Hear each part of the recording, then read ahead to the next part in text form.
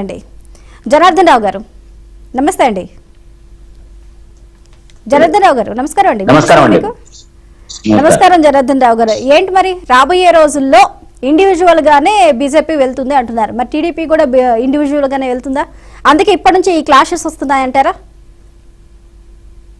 దాన్ని నేను అంగీకరించనండి. ఎందుకంటే జాతీయ స్థాయి భారతీయ జనతా పార్టీ అనేది జాతీయ పార్టీ, తెలుగుదేశం పార్టీ రెండు రాష్ట్రాలలో ఒకే ప్రభావాలు ఎలా ఉన్నప్పటికీ కూడా రెండు రాష్ట్రాల్లో ఉనికి అక్కడ అధికారంలో ఉంది, ఇక్కడ ఉనికిలో ఉంది అనే విషయం అందరికీ తెలుసు. ఇక్కడ కాకపోతే ఏంటి అని అంటే మనం చాలా సార్లు చూస్తూ ఉంటాం, 5 సంవత్సరాలు కొన్ని పార్టీలు స్థానిక నేతలు వివిధ విషయాల్లో భిన్నాభిప్రాయాలు వెలుబుచ్చినా ఎన్నికల సమయంలో అంతిమంగా అప్పుడున్న అధికారంలో ఉన్న పార్టీపై పోరాటం చేయడంలో భాగంగా జాతీయ స్థాయి నాయకత్వం తీసుకునే నిర్ణయాల మేరకే పొత్తులుంటాయి తప్పితే స్థానిక నాయకులను మన భిన్నాభిప్రాయాలు అనేటివి కొంత పరిగణలోకి తీసుకోరు. ఎందుకంటే అంతిమంగా మన వ్యక్తిగత అభిప్రాయాల కంటే రాష్ట్ర ప్రయోజనాలు అనేటివి చాలా ముఖ్యం. ఏ పార్టీకైనా స్థానిక నాయకులమైనా జాతీయ నాయకులమైనా రాష్ట్ర ప్రయోజనాలు, రెండో దశలో పార్టీ ప్రయోజనాలు అనేవి చాలా ఇంపార్టెంట్.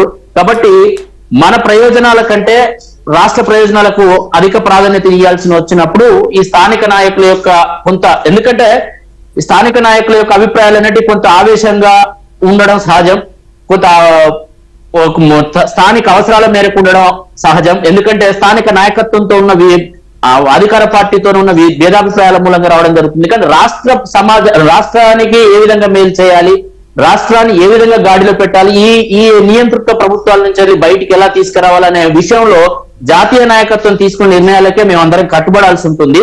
కాబట్టి ఆ దశలోనే ఇలా ఆంధ్రప్రదేశ్ లో గాని కేంద్ర ప్రభుత్వంలో కానీ కూటమి ప్రభుత్వం ఏర్పాటు చేయగలిగాము. ఈ తెలుగుదేశం పార్టీ కానీ జనసేన ఎన్డీఏలో భాగస్వాములు అయినాయి అనే విషయాన్ని మనం అందరం గుర్తెరగాలి. కాబట్టి ఇది విషయం కాదు. కాకపోతే పవన్ కళ్యాణ్ మరియు బండి సంజయ్ వ్యాఖ్యల పరంగా చూస్తే ఇవేమి కూటమి ప్రభుత్వానికి భవిష్యత్తులో మరి కూటమిగా పోవడానికి, ఎన్నికలకు వెళ్ళడానికో ప్రభుత్వాన్ని ఏర్పాటు చేయడానికి ఇవి అడ్డంకిగా మారతాయని అంత పెద్ద సమస్యలు కూడా కావు. ఇది కమ్యూనికేషన్ గ్యాప్. ఎందుకంటే పవన్ కళ్యాణ్ ఎక్కడా కూడా రేవంత్ రెడ్డి ప్రభుత్వాన్ని మెచ్చుకోలేదు. ఎందుకంటే పవన్ కళ్యాణ్ అనే మాటలు రాజకీయాల్లో ఉన్న సమస్యలు వేలెత్తి చూపినాయి. ఎందుకంటే రాజకీయంగా అధికారంలో ఉన్న పార్టీలు, అధికారంలో ఉన్న వ్యక్తులు తమకు అనుకూలంగా ఉన్న వ్యక్తుల కోసం చట్టాన్ని దుర్వినియోగం చేస్తూ చట్టాన్ని తమ చేతుల్లోకి తీసుకొని కీలుబొమ్మలు ఆడిస్తున్న సందర్భాన్ని ఏలెత్తి చూపెడుతూ ఇక్కడ చట్టం ఆ విధంగా కాకుండా చట్టం తన పని తాను చేసుకుపోయింది, వ్యక్తి యొక్క స్టార్డమ్ ను పట్టించుకోలేదని మాత్రమే పవన్ కళ్యాణ్ తన సినిమా అనుభవాన్ని జోడించి స్టార్డమ్ ను అనే దాన్ని స్టార్డమ్ కు విలువ ఉండదు చట్టం విషయంలో, చట్టం పనిచేయడంలో స్టార్డమ్ వ్యక్తి యొక్క సామాజిక ఉనికి, ఆర్థిక ఉనికి అనేది అది పరిగణలోకి తీసుకోరనే విషయాన్ని మాత్రమే చెప్పడం జరిగింది. అయితే బండి సంజయ్ గారు మన బీజేపీకి హార్డ్ కోర్ ఫ్యాన్, కానీ ఎవరినైతే వ్యతిరేకిస్తారో వారిని ఎవరు మెచ్చుకున్నా కూడా, ఏ కోణంలో మెచ్చుకున్నా కూడా అంగీకరించే విషయం కాదు. కానీ ఒక విషయాన్ని బండి సంజయ్ గారు కూడా రేవంత్ రెడ్డి ముఖ్యమంత్రి అయిన సందర్భంలో రేవంత్ రెడ్డిని కూడా మెచ్చుకున్నాడు అన్న విషయాన్ని మనం మర్చిపోకూడదు. ఎందుకంటే కష్టపడ్డాడు, గెలిచాడని ప్రశంసించాడు. కాబట్టి ఇవన్నీ స్థానికంగా వచ్చినా అక్కడ మీరు విలేకరులు అడిగిన ప్రశ్నలు బట్టే ఉంటాయి తప్పితే ఇదేదో కూటమి ప్రభుత్వాన్ని రేపు ఏర్పాటు చేయబోయే ప్రభుత్వానికి సవాల్గా మారతాయనో లేకపోతే ఇంకేదో అనుకోవడం లేదు. ఒకవేళ ఏర్పడని ఆ సందర్భాలు వస్తే అది ప్రజలు నిర్ణయిస్తారు ఏ పార్టీలు అధికారంలో రావాలి. ఒక్క పార్టీ మేము అధికారంలోకి వస్తామని ఆత్మవిశ్వాసాన్ని కలిగి ఉండడంలో ఎలాంటి తప్పు లేదు, దాన్ని వెలిపించడంలో కూడా ఎలాంటి తప్పు లేదు. కానీ అంతిమంగా ప్రజలు నిర్ణయిస్తారు. ఎందుకంటే ఈ దేశం ఎన్నో ఎన్నికలు చూసేది, ఎన్నికల ముందు ఎందరో నాయకులు ఎన్నో పార్టీల వాళ్ళు మేము గెలుస్తున్నామని గొప్పలు చెప్పుకున్న వాళ్ళు ఉన్నారు.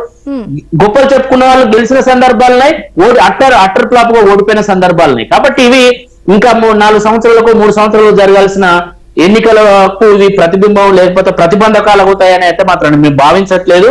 ఖచ్చితంగా మాత్రం రేవంత్ రెడ్డి ప్రభుత్వం పాలన పరంగా వైఫల్యమైంది. అల్లు అర్జున్ విషయంలో చట్టం తను పని చేసుకోవడంలో ఏమన్నా లోపాలు ఉంటే మనం ఎత్తి చూపాల్సిన అవసరం ఉంది. అక్కడ జరిగిన సంఘటన దురదృష్టం, దానికి ప్రభుత్వానికి కొన్ని లోపాలు ఉండొచ్చు. ప్రభుత్వం నియంత్రించడం, అల్లు అర్జున్ రాకుండా నియంత్రించడంలో వైఫల్యం అనేది కనబడుతుంది.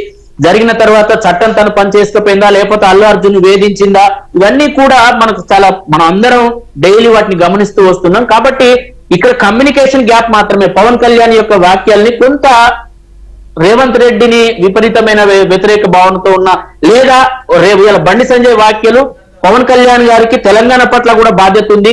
ఈ విషయాలపైన కూడా మీరు లేవనెత్తాల్సిన అవసరం ఉందనే ఒక గుర్తు చేసినట్టుగా ఉందని మేము భావిస్తున్నాం తప్పితే ఇందులో ఏదో మా ఐక్యతకు ఇది దెబ్బతీస్తుందని అంటే మేము భావించట్లేదు. ఒకవేళ ఓకే బీజేపీ ఒంటరికి గెలుస్తున్న నమ్మకం ఉంటే వారి యొక్క ఆత్మవిశ్వాసాన్ని మేము స్వాగతిస్తున్నాం.